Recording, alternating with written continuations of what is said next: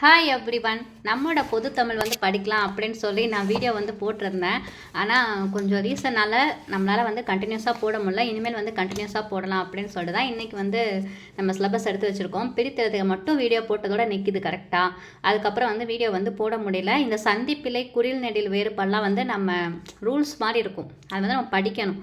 So அது இப்போதைக்கு அதை மட்டும் ஹோல்டு பண்ணி வச்சுட்டு அதுக்கு அடுத்த டாபிக் போகலாம் அப்படின்னு சொல்லிட்டு லகர வேறுபாடு இருக்கு இல்லையா. இப்போ இதுதான் இன்றைக்கி நம்ம பார்க்க போகிறோம். ஏற்கனவே இது பார்த்தாச்சு. இந்த வீடியோ நான் ஏற்கனவே போட்டுட்டேன். 6th to 10th வரைக்கும் புக்ஸில் இருக்குது. அது எல்லாமே போட்டிருக்கேன். அது நீங்கள் பார்த்துக்கோங்க. இன்றைக்கி நம்ம இந்த லகர வேறுபாடு பார்க்க போகிறோம். இன்றைக்கி நான் சுரேஷ் ஐஎஸ் அகாடமியோட புக்கு தான் எடுத்திருக்கேன். இந்த புக்கில் பார்த்தீங்க அப்படின்னா லகர விதிகள் சில அப்படின்னு சொல்லி கொஞ்சம் கொடுத்துருக்காங்க. இது நம்ம பார்த்தலாம் இப்போ இந்த வீடியோவில். வேற்றுமை புணர்ச்சியில் லகரத்தை தொடர்ந்து வல்லினம் வந்துச்சு அப்படின்னா அந்த லகரம் என்னவா மாறும் அப்படின்னா ரகரமாக மாறும் அப்படின்னு சொல்லி கொடுத்துருக்காங்க. இப்போ கல் ப்ளஸ் சிலை அப்படின்னு சொல்லி இருக்கு. இப்போ இங்கே பார்த்தீங்கன்னா லகரம் வந்திருக்கா, அதை தொடர்ந்து ஒரு வல்லினம் வந்திருக்கு. வல்லினம்னா இப்போ சீங்கிறது வல்லினம் தானே. வல்லினம் என்னென்னது? கசட தபர, கரெக்டாக. அதில் நமக்கு என்ன வந்திருக்கு? சா வந்திருக்கு. ஸோ ஒரு லகரம் அதை தொடர்ந்து ஒரு வல்லினம் வந்துச்சு அப்படின்னா நமக்கு என்னவா மாறும் அப்படின்னா அது ரகரமாக மாறும், இந்த பெரிய ராவாக மாறும் அப்படின்னு சொல்லி கொடுத்துருக்காங்க. நமக்கு புரிகிற மாதிரி சொல்லலாம்.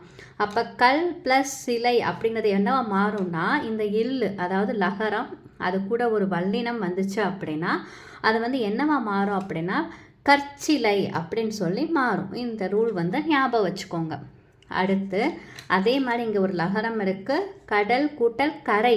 இப்போ கா அப்படிங்கிறது வல்லினத்தில் வருமா, அப்போ கடல் கூட்டல் கரை அப்படிங்கிறது கடற்கரை அப்படின்னு சொல்லி மாறி இருக்கு. இந்த மாதிரி உங்களுக்கு ஏதாவது எக்ஸாம்பிள் தெரிஞ்சிச்சா அப்படின்னா கீழே கமெண்ட் செக்ஷனில் கமெண்ட் பண்ணுங்கள். ஓகேவா? இப்போ ஃபர்ஸ்ட் ரூல் நம்ம பார்த்துட்டோம். Next second rule. லகரத்தை தொடர்ந்து இது பார்த்தது வல்லினம்க்கு பார்த்தோமா, இது மெல்லினம். மெல்லினம் வந்துச்சு அப்படின்னா அது என்னவா மாறும் அப்படின்னா நகரமாக மாறும். ஃபஸ்ட்டு பெரிய ரா வருது, அதுக்கப்புறம் மெல்லினத்தில் நா வருது. ஞான நம்மன, இது தானே மெல்லினம். இதை எப்படி நம்ம ஞாபகம் வச்சுக்கலாம் அப்படின்னா இப்போ லகரம் வந்துட்டு ஒரு வல்லினம் வந்துச்சுன்னா அந்த வல்லினத்தில் கடைசியில் இருக்க ரா வந்துடும். அப்போ கற்சிலை அப்படின்னு சொல்லி வந்துடுச்சா. இந்த ரா லாஸ்ட்டில் இருக்கிறது அந்த மாதிரி வந்துடுது. அதே மாதிரி லகரத்தை தொடர்ந்து மெல்லினம் வந்துச்சு அப்படின்னா லாஸ்ட்டில் இருக்க இந்த இன் நா வரும் அப்படின்னு சொல்லி ஞாபகம் வச்சுக்கோங்க. 2 சொல்லியா 3 சொல்லியான்னு சொல்லி குழப்பிடுவீங்க. ஸோ லாஸ்ட்டில் வர்றது லகரம் வந்துச்சுன்னா அப்படின்னு சொல்லி லகரத்துக்கு லாஸ்ட்டு அப்படின்னு சொல்லி ஞாபகம் வச்சுக்கோங்க இந்த லாக். ஓகேவா? அப்போ என்ன ஆகும் அப்படின்னா பல் ப்ளஸ் முகம். இந்த மூங்கிறது என்னது? மெல்லினம். மாலை வந்திருக்கா மாவரிசையில். அப்போ பல் ப்ளஸ் முகம் பன்முகம். 2 சொல்லின்னு வந்துருச்சா. இது மாதிரி தான் நம்ம ரூல்ஸ் ஞாபகம் வச்சு படிச்சுக்கணும். நம்ம இப்போ மனப்பாடம் பண்ணிவிட்டு எக்ஸாமில் போய் மறந்துடுவோம். ஸோ இந்த மாதிரி லிங்க் பண்ணி படிச்சுக்கோங்க. அடுத்து இந்த லாக் முடிச்சிட்டோமா. இப்போ இந்த லாக்கு பார்ப்போம். லகரத்தை தொடர்ந்து வல்லினம், திருப்பி இந்த லாக்கு வல்லினம் வந்துச்சுன்னா என்னவாகும் அப்படின்னா டகரமாக மாறும். இப்போ அந்த இதுக்கு லாஸ்ட்டு பார்த்தோம், இதில் தேர்டு உள்ளது. அதே அந்த வல்லினத்தில் உள்ளதான் வரப்போகுது. ஓகேவா? அப்போ மக்கள் ப்ளஸ் பேரு. இப்போ இல் அந்த இந்த லகரம் வந்திருக்கு. பா அப்படிங்கிறது வல்லினம் தானே, கசட தபர. அப்போ பா வரிசையில் வந்திருக்கா. அப்போ வல்லினம் வந்துச்சுன்னா இந்த இல் என்னவா மாறும் அப்படின்னா டகரமாக மாறும். அப்போ மக்கட்பேரு அப்படின்னு சொல்லி வந்திருக்கு. ஓகேவா? புரியுதா உங்களுக்கு? ஸோ இதில் உங்களுக்கு எக்ஸாம்பிள் தெரிஞ்சிச்சுனாலும் கீழே கமெண்ட் செக்ஷனில் கமெண்ட் பண்ணுங்கள். அடுத்து இந்த லகரத்தில் மெல்லினம் வந்துச்சுன்னா என்ன ஆகும் அப்படின்னா நகரமாக மாறும். இதில் தேர்டு. அப்போ தேர்டு என்னது? இந்த 3 சொல்லினா. இதில் 2 சொல்லினா இந்த லாக்கு, இந்த லாக்கு 3 சொல்லினா. அவ்வளோதான். அதை மட்டும் நீங்கள் ஞாபகம் வச்சுக்கலாம். அப்போ என்னவா மாறும்? 3 சொல்லி நகரமாக மாறும். இப்போ நாள் கூட்டல் மீன். மீன்கிறது எதில் வந்திருக்கு? எங்கன்னா நம்மனால மாவரிசையில் வந்திருக்கா. அப்போ இந்த இல் எப்படியா மாறும்? 3 சுழின்னா மாறும். இதை மட்டும் ஞாபகம் வச்சுக்கோங்க. அப்போ நான் மீன், நாள் கூட்டல் மீன் நான் மீன் அப்படின்னு சொல்லி வரும். இப்போ உங்களுக்கு இந்த 4 ரூல் ஈஸியாக புரிஞ்சிருக்கும்னு நினைக்கிறேன். இன்னொரு கவடவை சொல்கிறேன். இப்போ லகரம் ஃபஸ்ட்டு ரெண்டும் வந்து இந்த லாக்குரியது. அதில் வல்லினம் வந்துச்சு அப்படின்னா நம்ம என்னவாகும் அப்படின்னா பெரிய ரா வந்து வரும். ஸோ இதை ஞாபகம் வச்சுக்கோங்க. அடுத்து இந்த லகரத்தில் மெல்லினம் வந்துச்சுன்னா அது வந்து என்ன வரும்? ரெண்டு சொல்லிடாவாக மாறும், நகரமாக மாறும்னு சொல்லி ஞாபகம் வச்சுக்கோங்க. முடிஞ்சா? அடுத்து இந்த லால வல்லினம் வந்துச்சு அப்படின்னா இங்கே என்னவாகும்? மூணாவது உள்ளது. அப்போ டா, கசட டா, அப்போ டா நகரமாக மாறும், ஞாபகம் வச்சுக்கோங்க. அடுத்து இந்த லால நமக்கு மெல்லினம் வந்துச்சு அப்படின்னா மூணு சொல்லி நாவாக மாறும். முடிஞ்சா? இந்த 4 ரூல் கிளியரா? 4 ரூல் கிளியராக இருக்கும்னு நினைக்கிறேன். அடுத்து வருமொழி தகரமாக இருந்துச்சு அப்படின்னா லகரம் ரகரமாக மாறுவதோடு தகரமும் ரகரமாக மாறும். இதை என்னையா சொல்கிறாங்க, புரியலையே அப்படின்னு சொல்லி தானே யோசிக்கிறீங்க. அந்த தடவை இப்போ விட்டுருங்க. எக்ஸாம்பிளுக்கு வாங்க. சொல் கூட்டல் துணை. அப்போ என்ன சொல்லியிருக்காங்கன்னா வருமொழி, இதுதானே வருமொழி, அது வந்து தகரமாக இருந்துச்சுன்னா இது தகர வரிசை, தா வரிசை. கரெக்டாக? அதுதான் கொடுத்துருக்காங்க.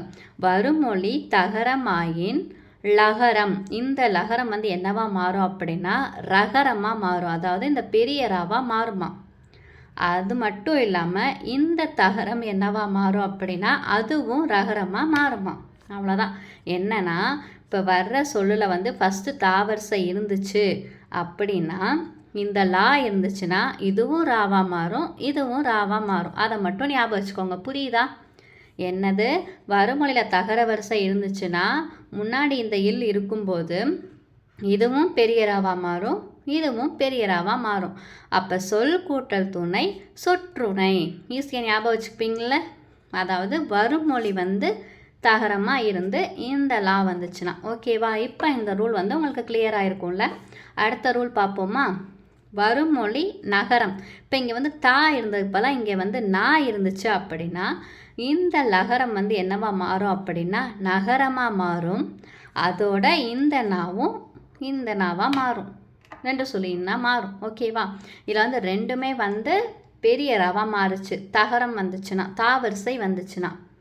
இதில் வந்து நா வரிசை வந்துச்சுன்னா என்னவா மாறுது? ரெண்டு சொல்லின்னா மாறுது. அப்போ பல் கூட்டல் நூல் பன்னூல்.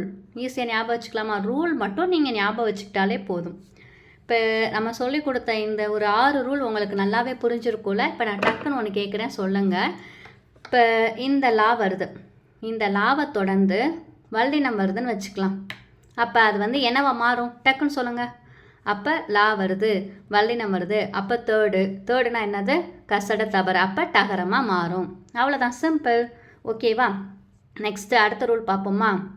அல் வழியில் தனி குறிலை அடுத்து லகரம் தகரம் வரும்போது ஆயுதமாக மாறும்னு சொல்லி கொடுத்துருக்காங்க. இந்த ரூல்ஸ் எல்லாம் நீங்கள் ஃபஸ்ட்டு படிச்சிங்கன்னு வைங்களேன், உங்களுக்கு ஒன்றுமே புரியாது. என்னடா இலக்கணம் அப்படின்னு சொல்லி தான் தோணும். எக்ஸாம்பிள் எடுத்து அது கூட நீங்கள் வந்து என்ன பண்ணணும்னா கொடுத்துருக்க ரூலை வாசித்து பார்த்தீங்கன்னா ஈஸியாக புரியும். என்ன கொடுத்துருக்காங்க? அல் வழியில். அப்போ அல் இருக்கா, தனி குறிலை அடுத்து லகரம். தனி குறில்னா எது? இந்த ஆ வந்து குறில் தானே, தனியாக ஒரு குறில். ஆ வந்து குறில் எழுத்து தானே, கரெக்டு தானே? அதை அடுத்து ஒரு லகரம் வந்திருக்கா. இந்த மாதிரி வந்துச்சு அப்படின்னா தகரம் வருது. இங்கே தகரம் வருதா, தா வரிசை வருதா? வரும்போது என்னவா மாறும் அப்படின்னா ஆயுதமாக மாறுமா. தகரம் வந்து ரகரமாக மாறுமா. இது வந்து பெரிய ராவாக மாறுமா. நம்ம இந்த எக்ஸாம்பிள் மட்டும் ஞாபகம் வச்சுக்கலாம். இப்போ அல் ப்ளஸ் திணை அப்படின்னா அக்ரிணை. அப்போ ஆங்கிறது தனி குறில். அதை அடுத்து ஒரு லகரம் வந்திருக்குது. லகரம் வந்துட்டு அது பக்கத்துலேயே தகரம் வந்துச்சு அப்படின்னா இந்த இடம் என்னவா மாறுது? ஆயுதமாக மாறுது. இந்த தகர வரிசை வந்து ரகரமாக மாறுது. அவ்வளோதான். இப்போ நம்ம எக்ஸாம்பிள்லேருந்து ஈஸியாக ரூலை படிச்சிட்டோம். ரூல்லேருந்து எக்ஸாம்பிள் படிச்சிங்கன்னு வைங்களேன், உங்களுக்கு ஒன்றுமே புரியாது. இதுவே வந்து எக்ஸாம்பிள்லேருந்து நீங்கள் ரூலை ஈஸியாக கொண்டு வரலாம். இப்போ பல் ப்ளஸ் துளி பக்ருளின்னு இருக்கா. இப்போ பாருங்களேன், இங்கே வந்து ஒரு தனி குறில் இருக்குது. அதை அடுத்து லகரம் இருக்குது.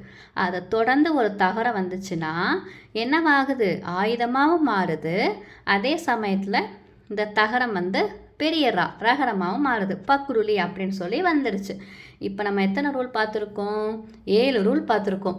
இந்த 7 ரூல் வந்து உங்களுக்கு சூப்பராக ஈஸியாக புரியுற மாதிரி தான் நான் சொல்லி கொடுத்துருக்கேன் இல்லையா? உங்களுக்கு ஈஸியாக புரிஞ்சிச்சா இல்லையான்னு சொல்லி கமெண்ட் செக்ஷனில் சொல்லுங்கள். அப்போ நம்ம அடுத்தடுத்து இந்த மாதிரி ஈஸியாக இன்ட்ரெஸ்டிங்காக நம்ம வந்து படிக்க முடியும். இந்த வீடியோ உங்களுக்கு ரொம்பவே யூஸ்ஃபுல்லாக இருந்திருக்கும்ல. எப்படி இருந்துச்சு அப்படின்னு சொல்லி கண்டிப்பாக வந்து உங்கள் ஃபீட்பேக்கை சொல்லுங்கள். நம்ம அடுத்தடுத்து இதே மாதிரி ஈஸியாக படிக்கலாம். இப்போ நான் சொன்ன இந்த 7 ரூலும் உங்களுக்கு வந்து நல்லாவே புரிஞ்சிருக்கும்ல. இதுக்கு உங்களுக்கு வந்து ஏதாவது எக்ஸாம்பிள்ஸ் தெரிஞ்சிச்சு அப்படின்னா இப்போ ரூல் நம்பர் 1 அப்படின்னு சொல்லி போட்டு நீங்கள் அதுக்கான எக்ஸாம்பிள்ஸ் வந்து கமெண்ட் செக்ஷனில் சொல்லுங்கள். அடுத்த வீடியோவில் பார்க்கலாம். தேங்க்யூ, பாய்.